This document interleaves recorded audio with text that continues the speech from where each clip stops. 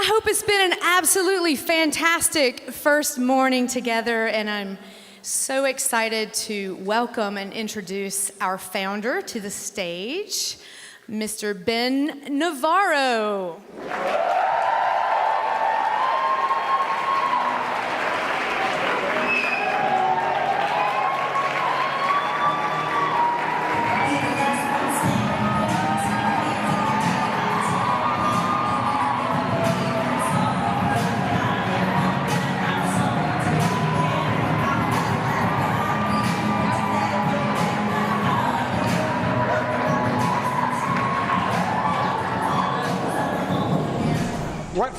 What fun. Can you guys hear me okay? I think this might actually be a better looking group than last year. This is my co-speaker, by the way. He's a little shy at these events, but he'll probably make himself known at some point. It's wonderful to be here, and I wanted to start out today with a question to each of you, which is, if you could look forward into the future and describe your life. So you're looking forward, your life's almost over, and you get to describe your life. What would that description look like? What would you want that description to look like? And I'd like to ask just a couple of people to give me a couple of examples. Anybody got something off the top of their head? Just a sentence or two. Come on, somebody. Made a difference. Excellent. She was a good person. A good person. Fantastic. One more. Made people feel important. Made people feel important. Love it. Made an impact. Excellent. So, obviously, you're in the right line of work if you say those things, which is fantastic. I'm hoping by the end of this talk, you might add something to that description. Intentionality, and I'll be talking about that a little bit today. It's one of my favorite words the last year or two in my life, and I want to describe a fairly intentional experience that I went through with my family recently. So over 4th of July week, as I tend to do, we decided to plan an epic adventure. And I really like epic physical challenges. And you know why? Because they take you out of your comfort zone. I love the feeling of being out of my comfort zone. And also, if you're doing it with a group, there's a sense of shared struggle. And I'm going to talk about that a little bit.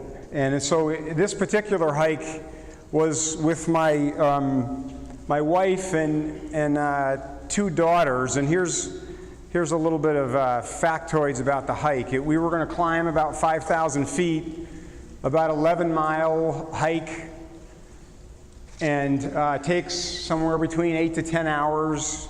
And there have actually been about 22 fatalities over the years, some of them recently. So there was definitely the intimidation factor. So the day started with Nervous Ned, who you can see up on the monitor. So I had played basketball the day before, and as I do now and then, I had kind of strained my lower back, and I literally could not get out of bed. And we're in Maine. We've planned this hike, and I'd been talking it up to the girls to get them excited about it. And I'm like, well, we're not going to not do it. At least got to try. And my wife, who's in the back, she is very tolerant of me and says, okay, well, we'll give it a shot. So I take some, she literally helps me out of bed, and I take some Advil, and we're on our way. We're staying out on this island in the middle of the lake region of Maine, and we take the boat to the shore, and we get in the car, and we get to the park where Nervous Ned's waiting for us, and he's like, well, here's the situation. We're expecting a deluge of rain, hail, lightning, and wind gusts up to 70 miles an hour. So I kind of glanced in the back seat, and my daughters were like, oh, crap. Because they know that that's probably not going to slow us down from doing this hike. So, and he said, absolutely do not go above the tree line. So, guess where we're going? So off we go. And let me show you what the hike, this is the map of the hike, and this is just a gorgeous part of the country if you ever get a chance to go. So we start, and the first 2.5 hours, it pours nonstop. I mean, we are in ankle-deep water, we have rainproof gear on, but we are just absolutely soaked to the bone. And we finally reach a place called Chimney Pond. And there are like nobody in this entire park except for a few people, and it turns out that there's a small group in Chimney Pond, and they're waiting out the rain, and we go up to meet them. And if you've ever been hiking, there's a certain group of kind of know-it-all hikers, if you know what I mean, and they happen to be there in this particular spot. And so there's one of them that's sitting and eating a sandwich, and the rest are standing, and they say some know-it-all-ish things, and so we're like, all right, we get a little bit of trail mix because that's the only food we have, and we're on our way. And as I'm walking away, I mutter to no one in particular, boy, I'm glad I'm not hiking with those people. And my daughter quips, yeah, but that ham sandwich sure looked good. And one of the things that I've noticed about shared struggles is humor comes out. Do you ever notice that?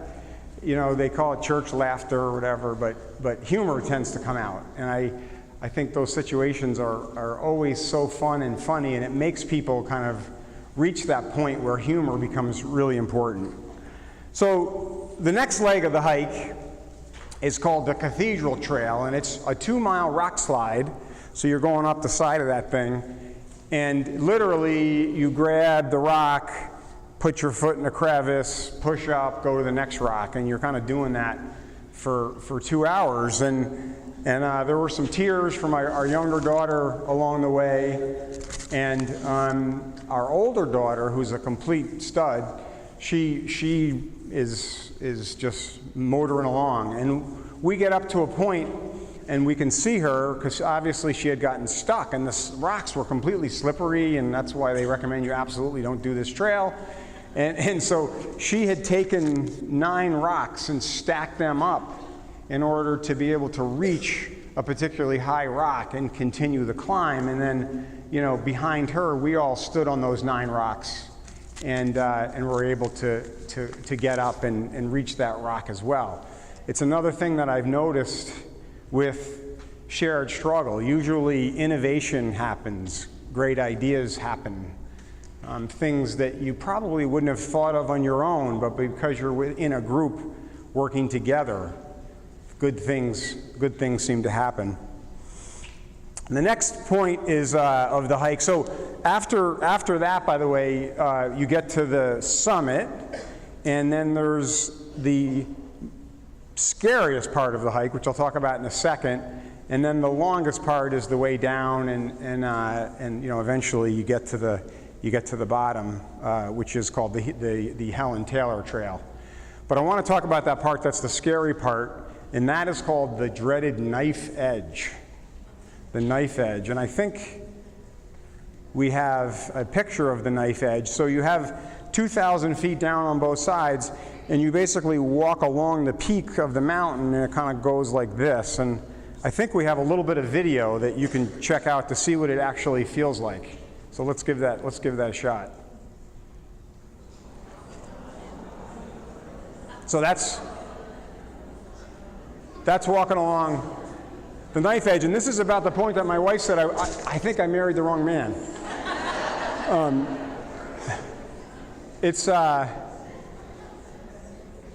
How could I bring my daughters on that? That is just insane. But anyway, so we're walking along the knife edge, and a couple of notable things happened. I'm kind of leading the charge, and the rest of the family is behind me, and these 70-mile-an-hour wind gusts are coming up. They're running into the mountain, shooting up in the air, and so one of them catches my hat, and literally my hat goes like 200 feet in the air, and it's still on its way to Canada right now. And when this happened, we were all like, "Holy crap!" And we're doing. It was quite intimidating. One of the funny things that happened along the knife edge as we're going up and down these peaks is my younger daughter, who definitely is a bit more rational than my older daughter, she just yells out at one point. Well, we're at a particularly steep point. I get down and I'm on my butt, and they're following on my butt, but my oldest daughter, she's just determined to walk. Even though 2,000 feet down, the wind's blowing, it's pretty intimidating, and my younger daughter screams, "Stop walking like you're in downtown Charleston," which was an absolute classic line. So we stopped, had a good laugh, and then pushed on. So I guess the point of all of this, for me at least, is in just first of all loving epic adventures. But you might sit and ask yourself, what does this all have to do with me? And I would argue that if you're doing this job correctly, you're spending a lot of time out of your comfort zone. I would argue that if you're doing this job correctly, it feels like shared struggle almost every day. And you know, this is one of those jobs that as you go through the year, I think it is, many of you have probably seen me, but I spend a good amount of time in classrooms and watching, and I know how hard this work is. But I also know how important this work is. And the only person that can really determine your level of commitment is the person that's inside of you. You obviously, you don't do this job for the money or for the glory, as Carrie Underwood was just singing. But you know, you have a chance to be a champion. You know, that's the name of that song, The Champion. You have a chance to be a champion and change someone's life. So I was talking about epic physical struggles. Well, I think this job is an epic job when done correctly. But the only way that it's an epic job, and I've learned this from watching so many different teachers and people that are successful and also people that are not successful, the only way is if you do it with tremendous intentionality every day. And I know how hard that is, but that is what it takes. What is it that I'm going to accomplish today, and trying to get that done? But I think what you have going for you is that shared struggle and the thrill of being out of your comfort zone.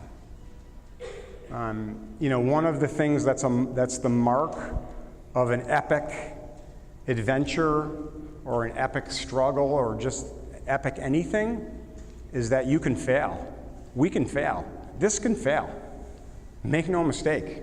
Success is not guaranteed. And we've had lots of successes and we've had lots of failures. But understand how high the consequences are. Because as I say to our leadership team on a regular basis, if we can't do it, who the heck can? If we can't do it, who can? So some of you might say, epic. Well, what does he mean by epic? How is this an epic job? Well, let me share something with you that Rain sent from Spartanburg. Just a quick anecdote, and there's 1,000 things like, hundreds of stories like this that happen, but this particular one touched me a bit, and so I'm going to share it with you. Devon is younger than his sister and came to us when he was 3 years old. Day one, we knew he would need wraparound services. In fact, I thought he might even be mute. For the first few months, Devon did not speak. He just threw record-breaking tantrums. Only Rain could say record-breaking tantrums, classic. Ran away and was physically aggressive. We tried all interventions we possibly could. Had him evaluated for OT, speech, and PT. His day was abbreviated from 8 to 11 in hopes to fall in love with school and adjust to a new setting. In a couple of months, he was talking. He was in love with music, and he was incredibly bright in math. He could master ABA patterns. We learned from each other and both grew. We had a long road ahead of us. We set 2 goals with his parents to get him back on a full-day schedule, revolving around tantrums and running away. By Christmas, Devon went from running away from staff constantly to once every few days. What a victory. By the end of the school year, the running away was a faint memory. We still had to work on the tantrums and physical aggression with a lot of optimism, collaboration, love, interventions, patience, and grit. It makes my heart smile to tell you that he started pre-K on a full schedule and was successful. We had some small setbacks and bumps along the way, but we knew he could do it, and we wouldn't let him fall back.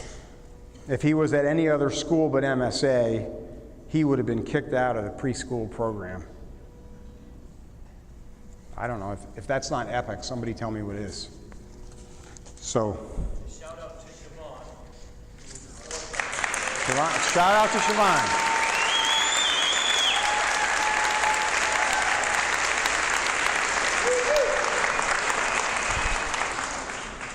So next, I want to share something with you that if you haven't been exposed to this way of thinking before, could change your life. And it has changed mine. The concept of mindset. There's a book by Carol Dweck, which if you haven't read it and you're in this profession, you must read it. But let me tell you a story that for me explains mindset pretty well. You can tell I talk about my family a lot, so I'm sorry, but I'm going to do it again. So I mentioned my oldest daughter being kind of a stud. Well, she's quite a tennis player. Actually, that's why I was a few minutes late today. She's playing at a national tennis tournament here in town. She's going to be attending Duke on a tennis scholarship. Yay! But anyway, she's been one of the 10 best players her age in the country since she was 8 years old.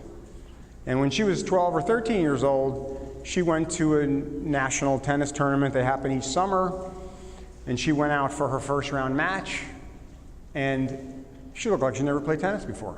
She could barely hit a ball. She was spraying balls. She was doing everything you could do wrong, she was doing wrong.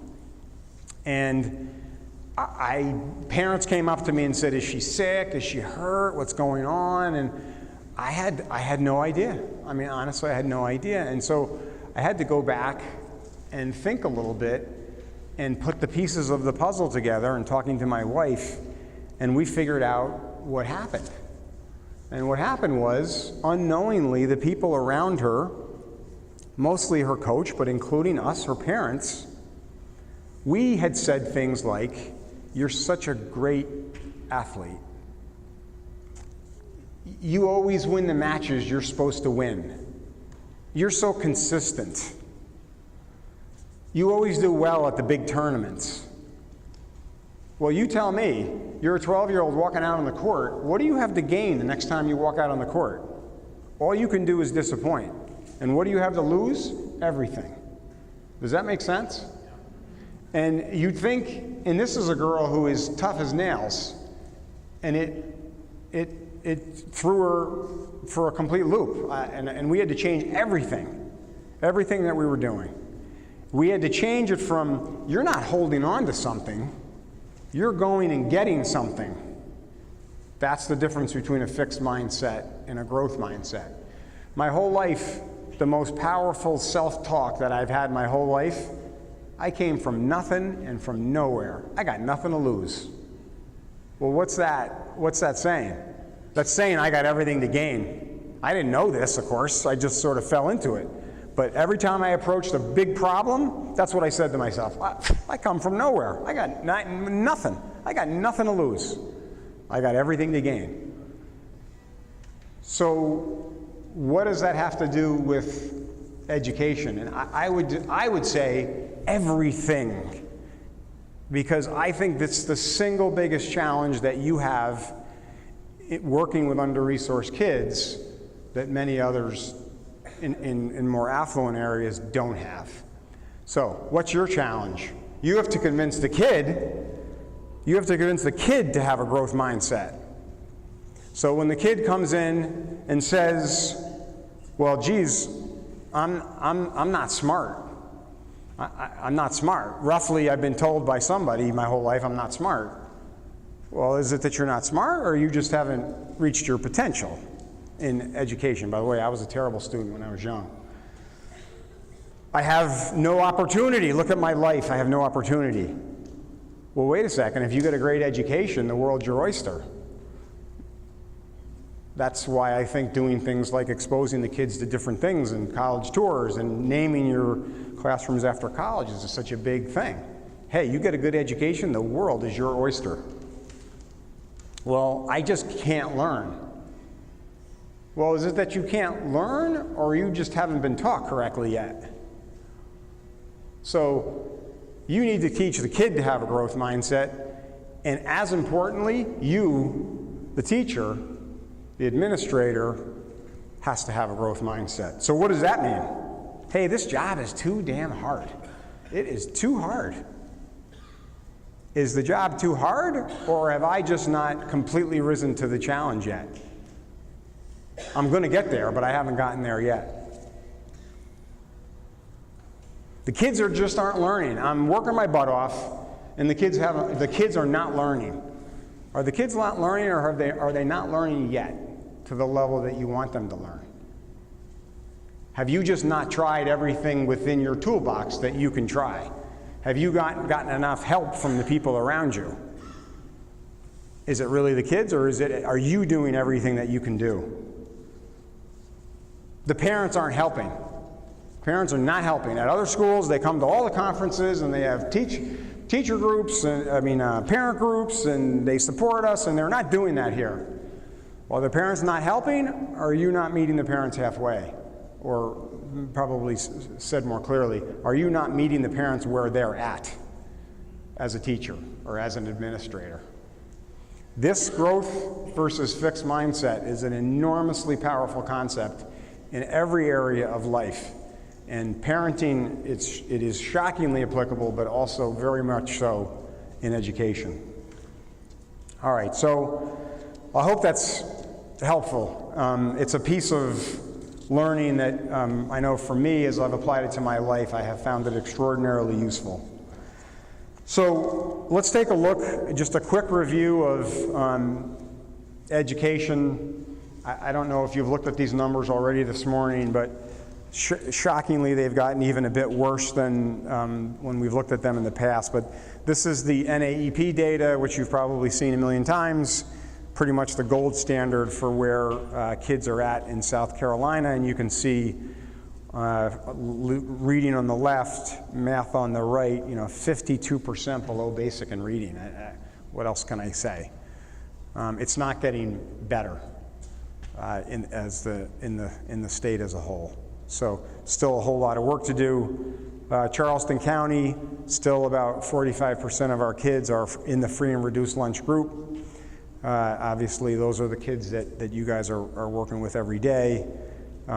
This one makes me cry, but Charleston County schools are rated as excellent, yet look at the different high schools across the county and look at the mean ACT scores. So the shaded area is what it takes to attend Clemson and USC. And you can see, like if you take North Charleston High School, the yellow says there's 85% of the kids are free and reduced lunch.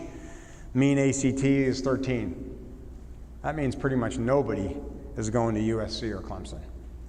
How can we possibly call this excellent, right? And then you can see over on the far right, a couple of schools that that are performing really well. A couple of them are affluent schools, but this is why you're here. Those of you that said having an impact, making a difference, this is why you're here.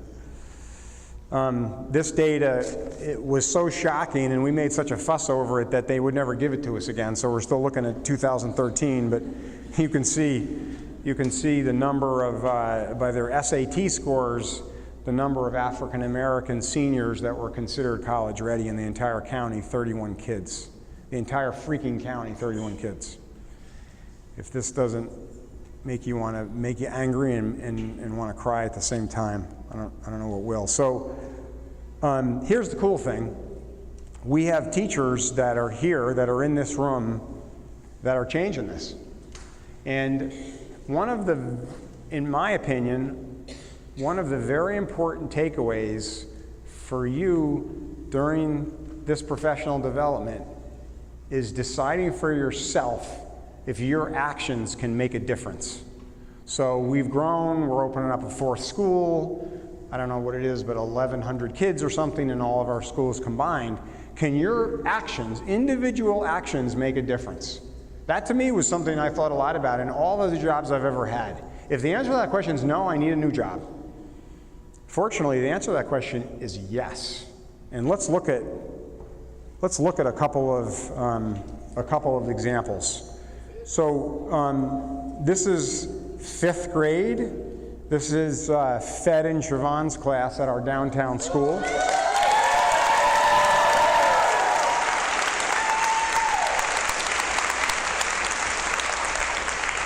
I'm actually going to carry each one of them on my shoulders around the room a couple of times before this professional development is over, because this is so shocking and so amazing. This is changing the world. I mean, I don't know how else to say it. Look on the right, the multiple of growth, reading 2.3 years and math 1.7 years. And this was the progression of the same kids through the years at MSA, and look where they ended up in 5th grade. Look at where they started on the far left, and look at where they finished. Same kids, same kids. Okay, so first of all, obviously, hats off to Fed and Siobhan, but also anybody who sits here and says it is not possible as one individual to move the needle in what this work is wrong. Let's look at some other examples. How about Molly Peterson and Tamil Goodson?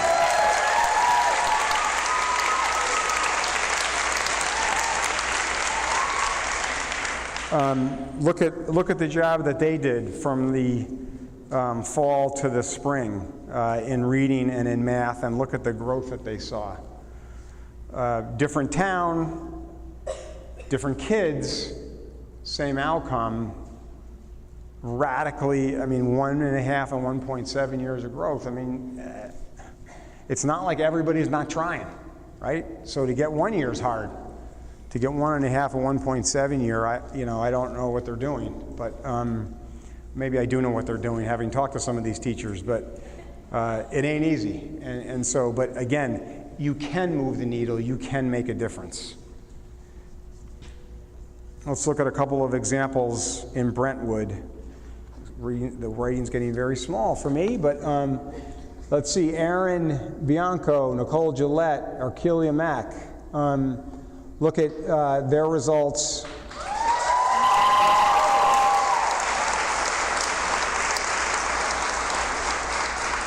So what we're doing here is comparing 4th grade average on the left for reading, and then what they were able to accomplish on the right, and the same thing for math, and you can see the relative growth.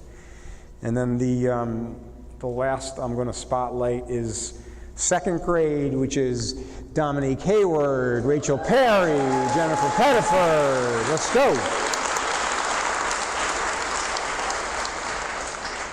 And so you say, okay, look on the right for reading, 1.2 years versus 1 year. Is that a big difference? You accomplish 1.2 years over progressive years, and the kids are in a radically different place. We're going to see no one in the bottom quartile, very few in the 3rd quartile, and almost everybody in the top 2 quartiles. That moves the needle big time. Those are individuals that are moving the needle. So congratulations to all of them and everyone else that got the job done this year. Let's look at another thing. So, is it possible to improve over time? I would say one of our big challenges right now that we're facing is the upper grades at Brentwood. It's a public school. We take all comers. We have transiency challenges, right? We have all the challenges that a public school has. And probably everyone is scratching their head a little bit and saying to themselves, okay, we're doing a little better in the upper grades, but can we do a lot better? And I got this data together because I wanted to show you for our downtown school, 5th grade looks unbelievable this year, right? You're all clapping, yay. Well, it didn't look as great if you looked at it a couple of years back.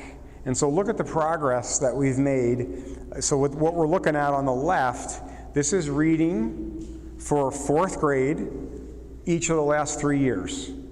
Kids randomly selected, but roughly similar kids. And the same thing for math. And you can see it's not linear, but man, there's real progression being made. And then looking in 5th grade and what we've accomplished there.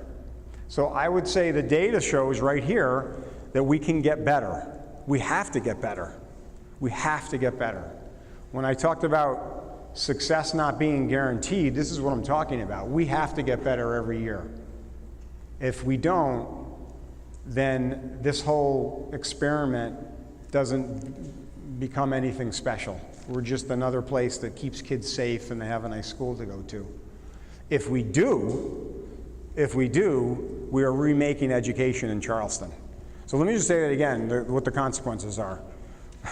If we're not successful, we're another group, another school network that tried and failed to show that we can move the needle, that being under-resourced is not an obstacle to getting a great education. We will be another group that failed at that. If we are successful, we will force Charleston County to remake education. We will force them to follow our model. We will force changes at the school board. We will force them to have higher standards for teachers. We'll force them to pay more to teachers that perform well. I would argue that the stakes couldn't be any higher. And let me tell you something, people are looking to us from all over the country, certainly all over the South. I have conversations on a weekly basis. They're looking to us to see if we can do it. So, no pressure. So let me finish.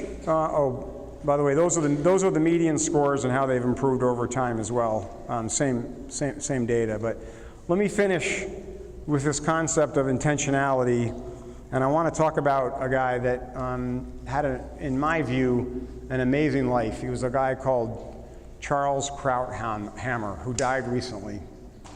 For those of you that know him, was one of my favorite political pundits. So here's a guy who's a sportsman, an athlete. He's in medical school, studying to be a doctor. He dives off a platform, hits his head, his 2nd year of medical school, and is paralyzed from the waist down the rest of his life. He finishes medical school on time. He was on TV and won the Pulitzer Prize, was on TV for years. You never even know he was paralyzed. So how did he describe his life? Just like I asked you how you would describe your life, or how you hope to describe your life. How did he describe his life? I leave this life with no regrets. It was a wonderful life, full and complete with the great endeavors that make it worth living. I am sad to leave, but I leave with the knowledge that I lived the life that I intended. I think that's roughly what we'd all like to say, isn't it? I'm asking all of you this year, live the life that you intend. We need you. Thank you.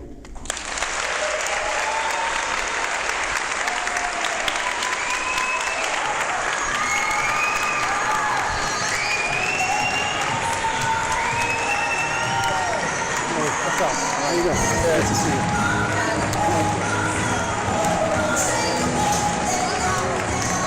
Go. Hey, Nicole.